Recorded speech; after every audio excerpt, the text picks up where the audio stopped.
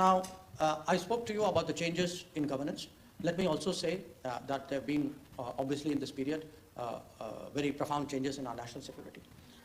And a lot of that, of course, is centered around a more intense challenge that we face on our northern borders with China.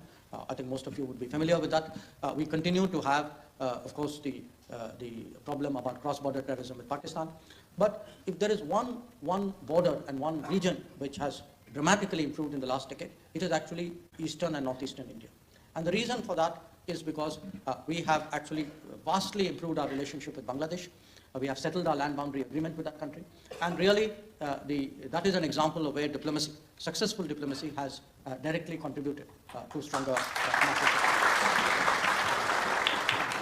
But having said that, I also would like all of you to understand, for a big country like India, it is not enough that we deal with challenge number one, challenge number two, a terrorist here or a military maneuver there. We have to create a model for ourselves which makes us a stronger nation, because it's a very competitive world.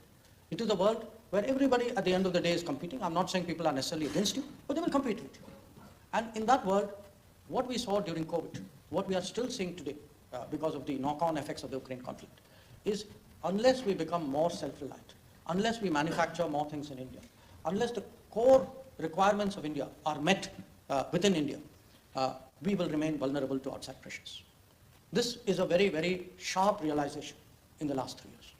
Now, there have been people who told us, India is not good for manufacturing, maybe you should stick to services, that's better for you. A country like India can't do that. That for us to be dependent on somebody else for manufacturing is too much of a societal risk, too much of an economic risk, and most of all, too much of a national security risk. So our effort today, and many of you would be familiar with this term, Atmanirbhar Bharat. Atmanirbhar Bharat is not going back to the pre-1992, pre-reform era. Atmanirbhar Bharat is actually realizing today, after 1992, that we have opened up to the world.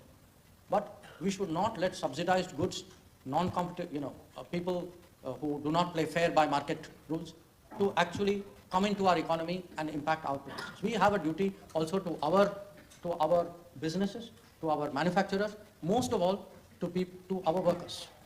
India will not progress unless that progress is reflected in employment. And we have to create that deep strengths and those supply chains within India, and that too is a transformation is taking place today.